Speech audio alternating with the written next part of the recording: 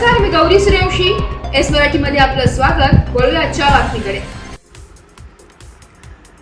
खासदार निलेश लंके यांच्या संकल्पनेतून त्यांचे आपला मावळा या संघटनेतर्फे रामशेज किल्ल्यावर किल्ला संवर्धन मोहीम राबवण्यात आली आहे. या मोहिमेत स्वच्छता, वृक्षारोपण, साफसफाई, फलक बसवण्यासाठी बाके सोलर लाईट लावण्यात आले.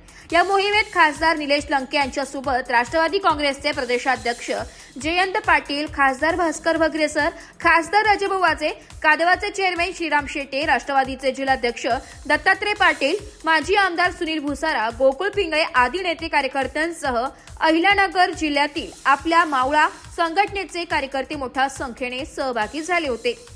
शनिवारी रात्री खासदार लंके हे आपल्या कार्यकर्त्यांसह रामशेज येथे दाखल झाले. रविवारी सकाळी लंके यांनी वृक्षरोपे, बोर्ड, वाळू, cement, tree guard, solar light आणलेल्या पिकअप गाडीतून कार्यकर्त्यांना सर्व साहित्य वाटप केलंय. भर पावसात हर हर महादेव, छत्रपती शिवाजी महाराज की जय, छत्रपती संभाजी महाराज की जयच्या जयघोषात सर्व मावळ्यांनी किल्ल्यावर जात ठिकठिकाणी वृक्षारोपण केले. रस्त्यावर पडलेली दगड, गोटे बाजूला केले. किल्ल्यावर जात तेथे स्वच्छता मोहीम राबवली आहे. स्वागत कमान बसवण्यासाठी बाके ठेवण्यात आली. विविध सूचना फलक लावण्यात आलं.